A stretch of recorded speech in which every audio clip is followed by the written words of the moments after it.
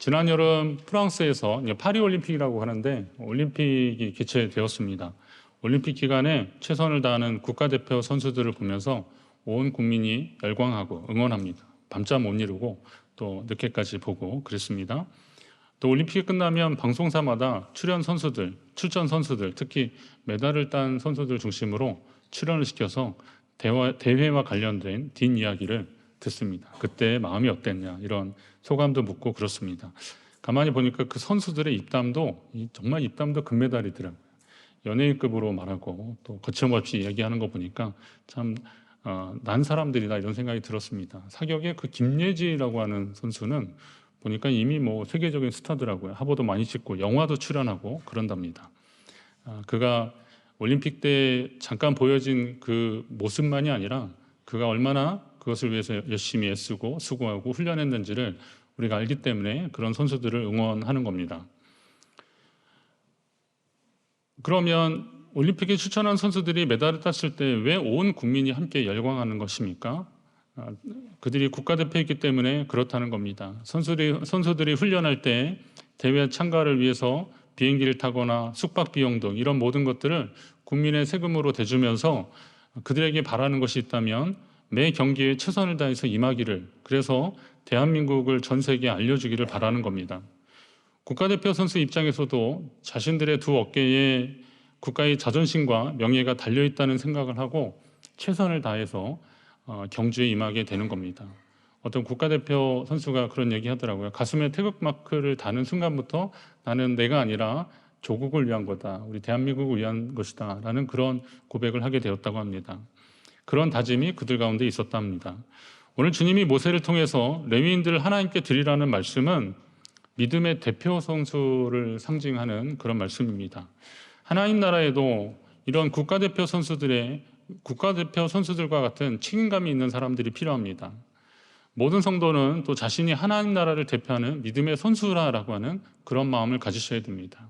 하나님 나라를 대표하는 사람들, 우리 또 춘천중앙교회를 대표하는 선수라는, 믿음의 선수라는 그런 마음을 여러분들이 모두 가지셔야 합니다. 오늘 레위인에 대해서 말씀 나눴는데 나누려고 하는데 이전에도 레위인에 대해서 말씀을 나눴습니다.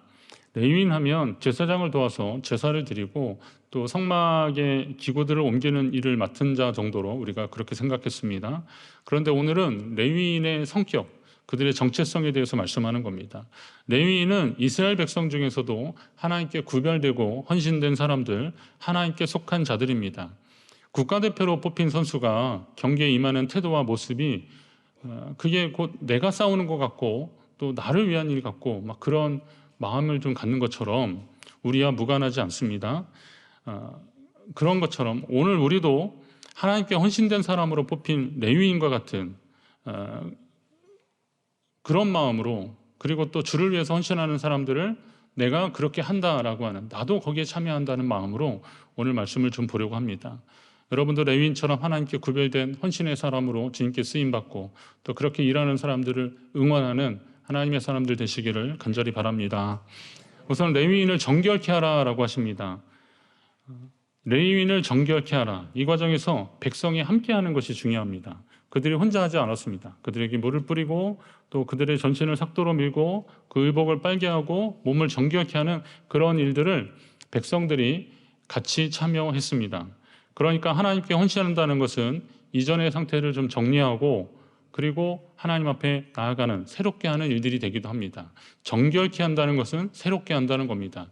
고린도후서 5장에 보면 그리스도 안에 있으면 새로운 피조물이다라고, 우리가 그리스도 예수 안에 있으면 새로운 피조물이라고 하는데 바로 그런 원리인 겁니다.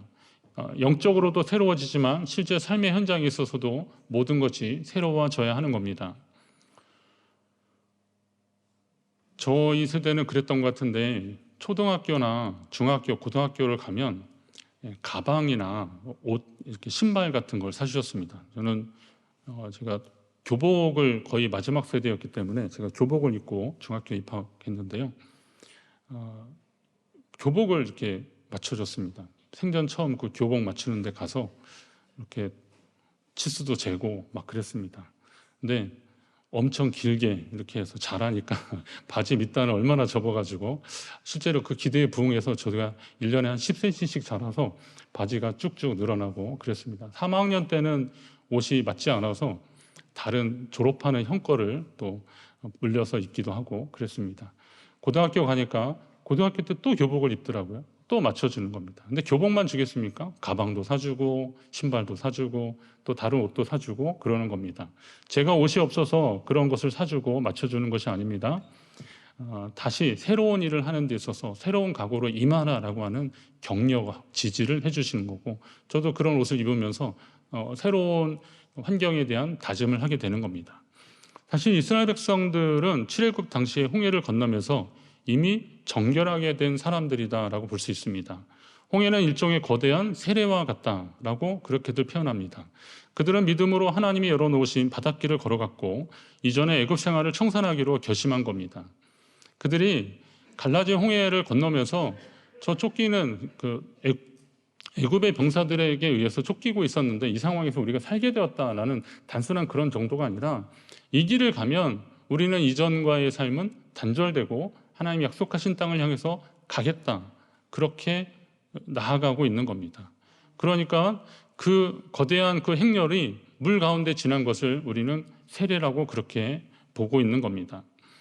레위인을 구별해서 정결하게 하라고 하신 것은 그들이 부정하거나 믿음이 없어서가 아닙니다. 이러한 정결 의식을 통해서 다시 한번 주님의 은혜와 사랑을 체험하라는 겁니다. 또 이러한 구별 의식을 통해서 레위인이 하나님의 구별된 존재임을 다시 한번 깨닫게 하는 것입니다. 지난 7월에 우리 교회는 창립 90주년에 맞춰서 임직 예식을 가졌습니다. 그때 임직받은 분들이 이전에는 일꾼이 아니어서 그분들을 그렇게 일꾼으로 세우는 임직을 하는 것이 아니지 않습니까? 임직식을 통해서 껄끄럽고 무거운 십자가, 무거운 짐을 그들에게 얹히겠다는 것도 아닙니다. 모든 성도가 하나님의 일을 하지만 하나님의 일꾼들이겠지만 주의 일을 하는데 더 책임있게 좀 솔선수범하라는 마음에서 우리가 이미 정한 규칙에 따라 새로운 일꾼을 세워가는 것입니다. 헌신을 또 다짐받는 겁니다. 그러면 그런 의식을 통해서 이전에 하나님 앞에 그렇게 헌신을 다짐한 분들도 마음을 새롭게 하는 겁니다.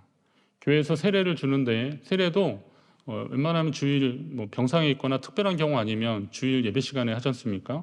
이런 일들도 우리도 우리가 저분의 세례를 받을 때 그냥 세례를 받는 것을 참여하는 정도가 아니라 나도 내가 받은 세례를 다시 한번 확인하는 겁니다. 세례 문답할 때 회중들에게 물어봤습니다. 여러분의 세례를 확인하십시오라고 하면서 제가 여러분에게 묻기도 합니다. 그건 왜 그렇습니까? 확인하라는 겁니다. 내가 이 자리에 하나님으로 인하여서 함께 있는 것이고 이전과는 달라진 거룩한 백성으로 주님 앞에 섰음을 확인하라는 겁니다. 이런 의식은 레위인을 정결케 하는 예식입니다. 이런 예식은 하나님 앞에서 다시 한번 헌신을 다짐하는 일꾼답게 충성하는 주의 자녀답게 살려라고 하는 레위인뿐만이 아니라 이스라엘 백성들 모두에게 주는 하나님의 뜻입니다. 백성은 레위인에게 안수하라고 하십니다. 안수. 10절에 보니까 모든 준비를 마친 후에 레위인을 여호와 앞에 나오게 하고 이스라엘 자손이 그들에게 안수하게 하십니다. 성경을 통해서 보면 이 안수는 크게 세 가지 측면이 있습니다. 성별할 때, 하나님을 섬기기 위해 구별해 놓을 때 안수합니다. 그리고 신적 은혜를 전달할 때, 초대교회 보면 사마리아나 이런데 사도들이 가서 안수할 때 성령이 임했다 이런 말들이 나오잖아요. 그러니까 안수할 때 성령이 임하는 역사들이 있는 겁니다. 하나님의 신적 은혜가 전달되는 그런 역사가 있습니다. 그리고 동일시할 때입니다. 제물을 드리는 사람이 자신을 제물과 연관시킬 때 제주가 나와서 그 제물에 안수를 같이 하는 겁니다. 그리고 레위인에게 드리고 또 레위인이 잡아서 제단 위에 올려놓는 겁니다. 자, 본문의 백성이 레위인에게 안수하는 것은 동일시입니다. 하나님, 이 레위인이 곧 접니다 라고 하는 그런 마음입니다. 레위인은 하나님 앞에 그 하나님 앞에서 전체 이스라엘 백성들의 대표로 서 있는 겁니다. 백성이 안수하며 마치 제사에서 제물을 드리며 자신을 하나님께 드리는 것 같은 그런 원리가 여기에 적용되는 겁니다. 기도원과 함께 함께 미디안 군대와 맞선 300의 용사들은 하나님의 권능을 체험할 이스라엘 백성을 대표하는 사람들이었습니다. 처음에는 많은 사람들이 왔지만 결국은 300명이 남아있는데 그 사람들이 다 믿음이 없거나 싸울 의지가 없는 사람들이 아니에요. 싸우려고 나왔던 사람들인데 하나님이 그 많은 수를 가지고, 물론 미디안 군대는 훨씬 많았지만 그래도 이 수를 가지고 싸웠다간 혹시나 자기들이 잘해서 이겼다고 할까봐 웬만하면 다 돌려보내고 정말 300명만 남겨놓습니다. 그리고 이 사람들이 그 미디안과 싸우는 그 광경 속에서 백성들은 마음으로 응원하고 함께 하는 겁니다. 그러니까 이스라엘 백성들을 대표해서 그들은 미디안과 맞서게 되는 겁니다. 교회에도 이러한 용사들이 있습니다. 저는 새벽마다 불을 밝히며 교회로 들어오는 성도들의 차량과 발걸음을 보면서 우리 교회와 하나님이 함께 하시는 것을 함께 보게 됩니다. 하나님이 우리 교회와 함께 하시는구나. 새벽 시간 대부분의 사람들이 잠자리에 있을 때 기도의 사명자들은 피곤하지만 그 몸을 일으켜서 하나님의 전으로 달려오는 겁니다. 어떤 분은 새벽 기도하면서 하나님이 건강을 주셨다고 고백합니다. 어떤 분은 새벽기를 통해서 하나님이 놀라운 복을 주셨다고 자랑하십니다. 어떤 분은 하나님이 제가 작정하고 그렇게 기도할 때 하나님이 응답하셨다고 그렇게 말씀하십니다. 그런 간증들이 막 넘쳐납니다. 그런데 제가 봤을 때 그렇게 기도하는 분들, 그리고 하나님 앞에 나오는 분들의 가장 큰 응답은 그 자신이 구원받은 하나님의 백성으로 살아가는 것입니다. 그리고 하나님이 주신 은혜를 기억하며 또 기도에 헌신을 하는 것, 그것이 참 놀라운 일입니다. 새벽 기도를 하다 보면 그렇게 되더라고요. 당연히 그렇게 되던데 새벽 기도를 계속 하다 보면 내 자신만을 위한 기도는 뒷전으로 밀려지게 됩니다. 처음에야 급하니까 또 절박하니까 그렇게 나오는데, 그런데 기도를 하면 할수록 결국은 내 주변, 그리고 기도 제목 들은 것, 그리고 기도가 필요한 것, 때로는 생각이 나는 사람들, 이런 분들이 있습니다. 저도 기도할 때 그런 게 있잖아요. 성령이 감동하시는 경우들이 있어요. 성도들 많이 있지만 그 이름이 떠오르게 하고 갑자기 생각나게 하는 분들이 있습니다. 그런 분들을 위해서 기도하는 겁니다. 그리고 관심 있으면 또 전화도 한번 해보고 그러는 겁니다. 그러면 하나님이 왜 기도하게 하셨는지를 깨닫게 되는 그런 사건들이나 일련의 여러 가지 상황들을 만들어가게 하시더라고요. 그게 하나님이 하시는 거 아닙니까?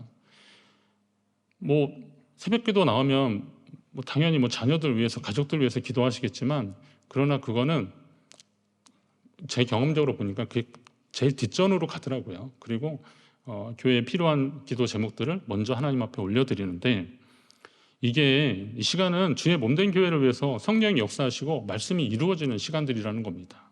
그러니까 교회 예배 시간에, 그리고 기도 시간에 나와서 기도하는 분들을 통해서 하나님이 그분들을 하나님의 교회의 영적 질서를 세워가는, 그리고 이런 그 하나님의 은혜를 이어가는 대표 선수로 삼아 주신다는 겁니다.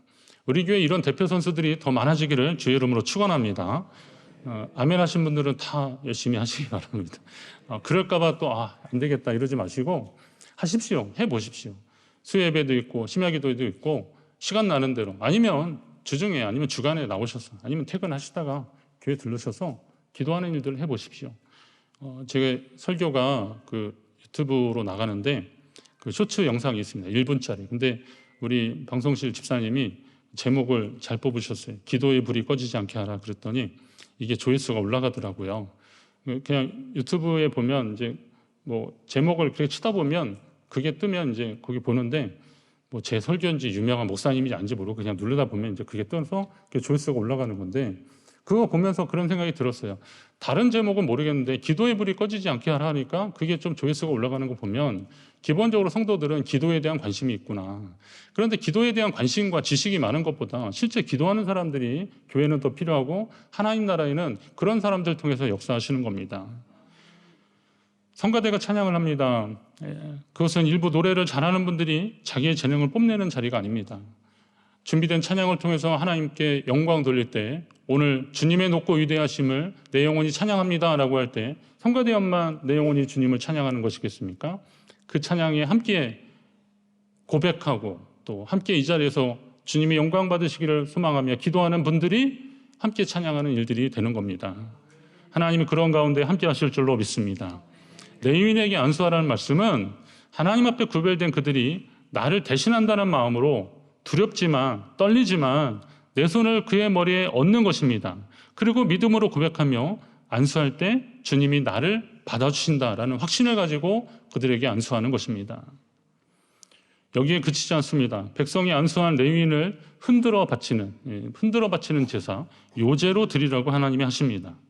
성경에 나오는 제사의 성격을 보면 번제, 소제, 화목제, 속건제, 속제제 이렇게 제사의 종류들이 있습니다. 번제는 이게 다 죄에 관련된 것인데요. 번제는 이렇게 온전히 다 태워 드리는데 원제를 위해서 하나님 앞에 드리는 겁니다. 소제는 곡식의 제사, 빻아서 드리고 이런 걸 소제라고 하고, 그리고 속제제, 속건제, 화목제 이렇습니다. 속제제는 보상이 불가한 제, 속건제는 보상이 가능하고 그래서 한 배로 갚아주는 제사를 드리는 후에 그렇게 하는 거고, 화목제는 이런 번제를 드린 다음에 하나님 앞에 감사해서, 그래서 그 은혜가 감사해서 드리는 제사인데, 화목제는 특징이 그 내장이나 이런 속의 것들은 다 태워드리지만 그 재물은 제사장 목 떼어주고, 그리고 그걸 다시 받아서 함께하는 친구들 그리고 이웃들과 함께 그날 다 먹는 게 이게 화목제의 특징입니다. 자, 이런 제사가 있고, 그리고 제사를 드리는 방식으로 따라서 보면 이 화제, 요제, 거제, 전제 이런 제사의 방법이 있습니다. 화제는 그냥 태워 드리는 걸 말하는 거고요. 전제는 그 제물에 이렇게 포도주를 이렇게 부어서 이거 온전히 태우기 전에 그렇게 하는 걸 전제라고 합니다.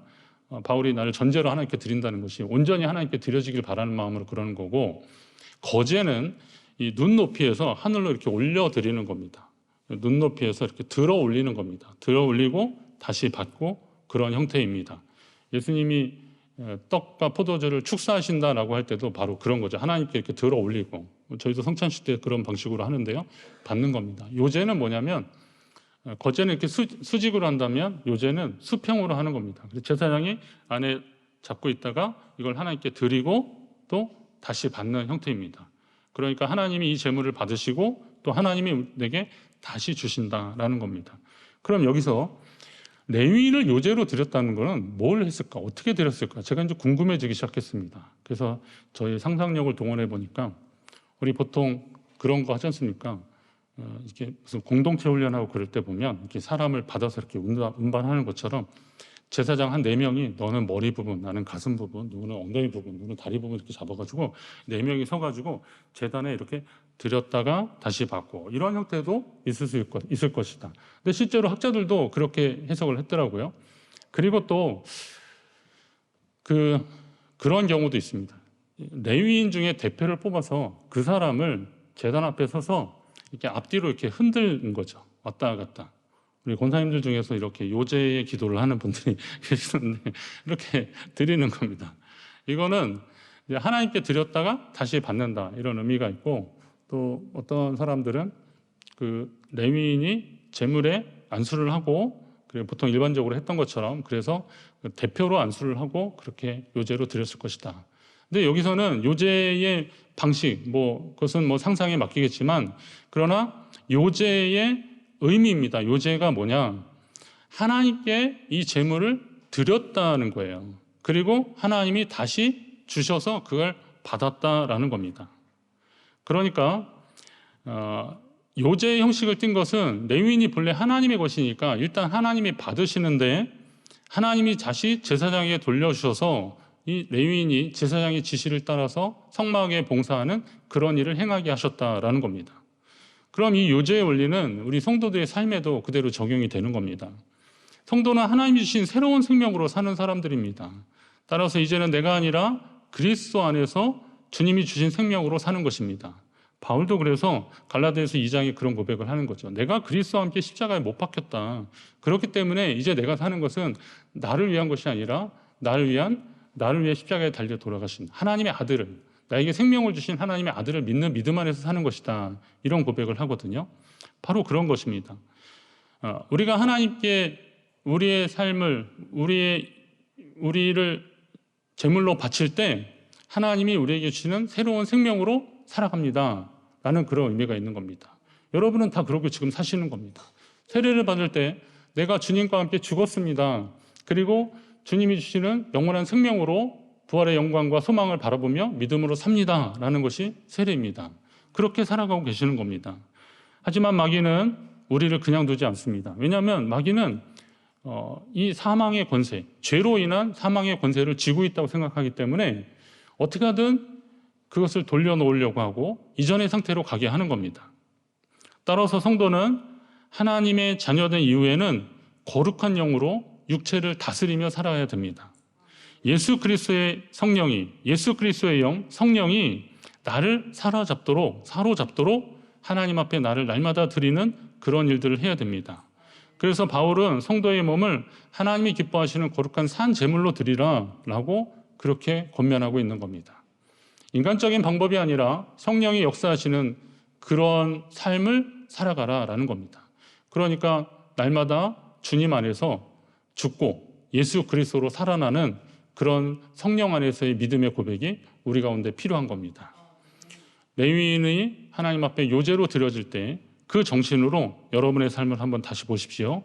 성령에 의해서 사로잡힌 영혼과 여러분의 삶이 비로소 하나님이 기뻐하시는 거룩한 산 제물이 될 수 있음을 믿으시기 바랍니다. 레위인을 하나님께 드리면서 이스라엘 백성들의 생각은 좀 어땠을까라고 제가 말씀을 묵상해 봤습니다. 그들을 드릴 때 거기에 참여했던 이스라엘 백성들의 마음은 어땠을까? 제가 언제 한번 레위인 묵상하다가 그 말씀 한번 드린 것 같은데, 레위인 묵상하다가 하나님께 감사의 제목까지는 아니더라도 내가 옛날에 레위인으로 태어나지 않은 걸 다행이다 이렇게 생각한 적이 있어요. 레위인은 성막에서 봉사하고 나중에 성전에서 봉사하고 그랬죠. 그런데 이 사람들이 주로 하던 일들은 재물을 잡는 일들이었습니다. 재물을 잡는 일들인데 여러분, 그 짐승을 잡는 그 일을 한번 한다고 생각을 해보십시오. 예전에 시골에서 추석이나 이렇게 설날 앞두면 돼지 잡았잖아요. 근데 이 돼지들이 죽기 전에 진짜 돼지 멱다는 소리라는 게 여기 혹시 많이 들어보셨을 겁니다. 이 돼지 멱다는 소리는요, 집에 가서도 이게 이렇게 깃전을 막 울리는 겁니다. 성막이 이동할 때는 이제 백성들이 진영이 옮겨질 때는 성막의 재료들을 챙겨서 가는데 자기 가재도구 챙기고 그런 사람들이야 내 짐이니까 그렇다지만 성막의 그 무거운 재료들을 아무리 수레에 실었다 하더라도 그걸 거두고 그런 과정에서 얼마나 힘들었겠습니까? 그 무거운 거 얼마나 무거우면 수레에 실어서 옮기겠습니까? 그건 보통 일이 아닙니다. 그리고 또 성소 지성소의 그 성막의 재료들은 또 메고 꼭 법궤는 메고 움직이도록 했습니다. 자, 이런 힘든 일들을 하고 있는 거죠. 그러니 레위인들이 얼마나 힘들었을까? 그런 백성들은 그래 너네 레위인들 이제 고생 좀 해라 이렇게 했을까요? 아까 말씀드린 대로 우리가 임직하면서 이제 한번 고생해봐라 이러고 하겠습니까? 그러진 않을 것이다 이거죠. 레위인에게 안수할 때, 그들이 믿음으로 안수할 때 그들은 레위인과 하나 되었고 하나님 앞에 믿음으로 살기를 더욱더 다짐하게 된 겁니다. 교회가 그리스도의 몸이라는 이야기를 수천 번, 수만 번 해도 그냥 하는 이야기로 들으면 이 말씀이 무슨 말씀인지 잘 이해가 되지 않을 것입니다. 주 안에서 형제와 자매된 그런 사람들이 주 앞에 나가고 있는데 그냥 구경만 하면 되겠습니까? 내 가족이 넘어지고 쓰러졌는데 왜 너는 그거밖에 못하냐고 그렇겠습니까? 일으켜줘야 됩니다. 잡아 일으켜줘야 됩니다. 그리고 응원해줘야 됩니다. 일어나라. 예. 오늘 우리가 레위인에게 안수한다는 것은 일하는 사람 너네 한번 잘해봐라 라는 것이 아닙니다. 그들과 함께 하겠다라고 하는 하나님 앞에 다짐한 것이었으니 그들을 위해서 함께 격려하고 위로하고 지지하는 그런 일들을 해야 되는 겁니다. 연말이 되면 이제 봉사자들 모집도 하고 각 부서에서는 우리 일꾼이 많이 부족합니다라고 하고 그렇습니다. 그럴 때 오늘 우리가 함께 참여하는 마음으로 그걸 좀 봐주시고, 혹시 내가 잘 못한다면 기도하는 마음으로 해주셔야 되고, 부족한 면면이 보여도 응원해주고 함께 하셔야 됩니다. 구경꾼이 되어서는 안 되는 겁니다. 함께 나가야 되는 겁니다. 하나님은 오늘 우리 모두를 통해서 영광 받으시길 원하는 겁니다. 춘천종합교회가 오늘 말씀과 같이 주님께 헌신한 성도들이 많아지고, 그리고 그들을 응원하면서 하나님께 함께 나아가는 귀한 공동체 되기를 주의 이름으로 축원합니다.